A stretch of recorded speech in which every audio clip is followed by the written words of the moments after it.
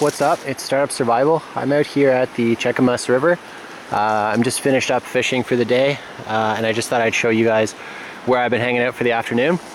I've been here for maybe 3 hours, give or take, and it's absolutely beautiful. In the distance you can see the sun starting to go behind the mountains, so that's why I'm starting to pack up. Early spring, man. I see a lot of mosquitoes out actually, surprisingly, and it's only just the beginning of March. I didn't catch anything today on the Cheakamus River here. You know, there's salmon, steelhead, different kinds of trout in this river at different times of year for sure. There's a fly fishing line right there. But anyways, there's all these different kinds of fish in this river at different times of year, but I did not catch any today. There is my fishing pole, which I'm gonna grab and take along with me now as I walk around this bar that I'm on.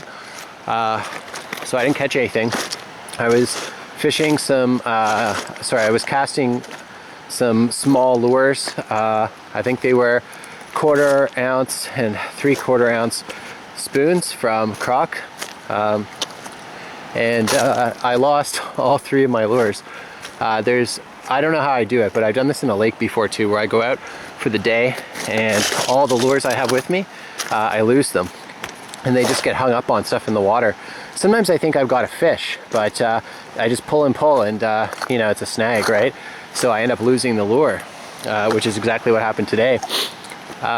Check out the water, the color of the water over there. I read in the book that this is supposed to be like kind of an emerald color river, because I guess it's fed by a high mountain lake. But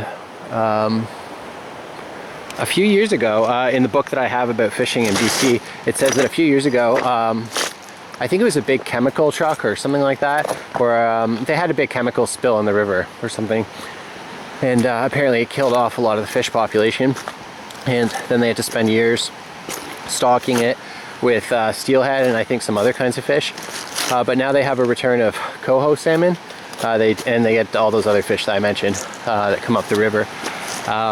I'm not sure if this is a great area for me to be fishing, but I've never been here before, so I just thought I'd try somewhere that I found.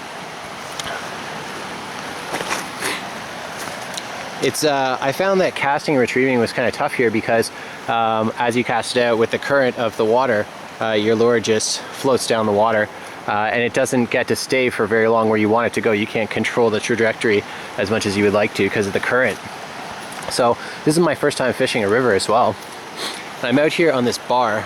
I don't know if this is a large or a small bar, but I imagine at some times a year this may be underwater if they get that, I forget what it's called in the spring, but when all the water runs down out of the melting snow up in the mountains, and these rivers just go crazy. So I've seen rivers very, very busy and larger than they normally are in the springtime. Somewhere up there, there's a waterfall and there's a dam, and the book said that it was better to fish below the waterfall because it was like a barrier for fish to get up the river. So I never found the waterfall because the road which runs along the river on that side over there started to get extremely bumpy. I didn't realize it was going to turn into a dirt road, but it did. And for the first couple kilometers, no big deal.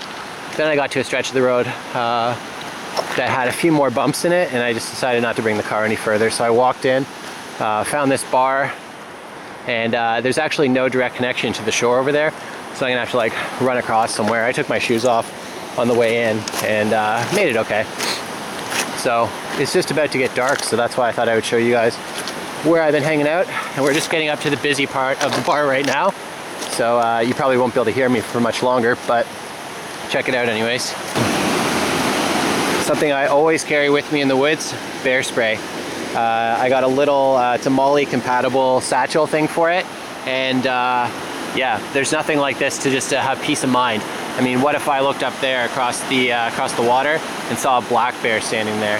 I certainly would be very happy to have this little item. I haven't seen a bear today. I think they're honestly still hibernating. It's a really early spring, man. Some really old big trees right there. That's a tall tree.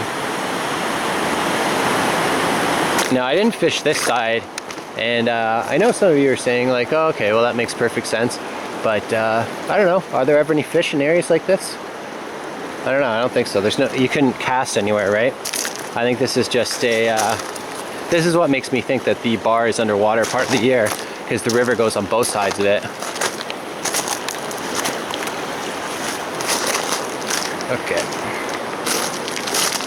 Okay, so this is where I have to cross, somewhere along here. I'm not sure where the best area is. This is where I came in, sort of across all this stuff.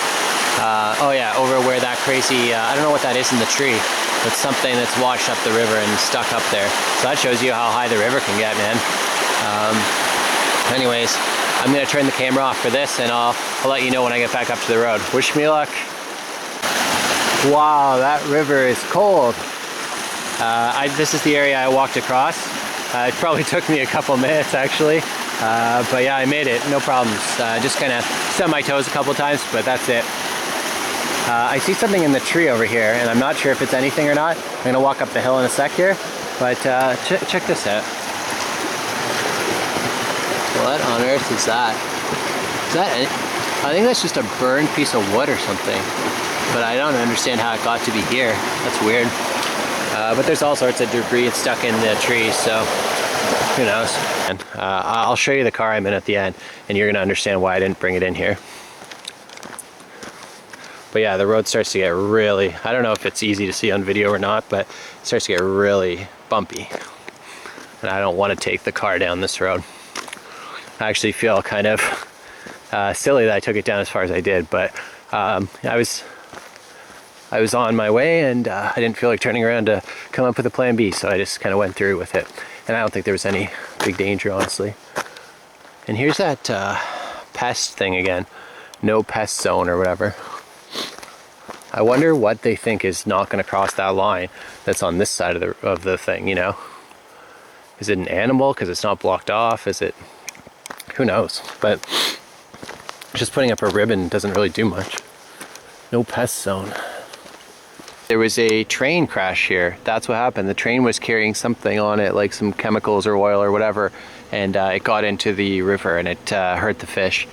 But anyways, I just saw the train tracks, and that's what reminded me. Anyways, it's interesting also. I think there's people that live up here. I'm not sure if they're natives or what. Who knows? But what a beautiful place to live. Nice river, nice view in the background. It'd be really cool to live in an area like this. I'm jealous for sure. I just wanted to show you guys the view on the way out. You can see some really nice mountains up there in the background, and the sun's kind of sinking behind them there. Just crossing over a bridge here, and you can see the river down there. It's pretty nice. Nice view. I think it's a good place to stop. But I am on the road, so anyways, I'm gonna get going. But thanks for watching.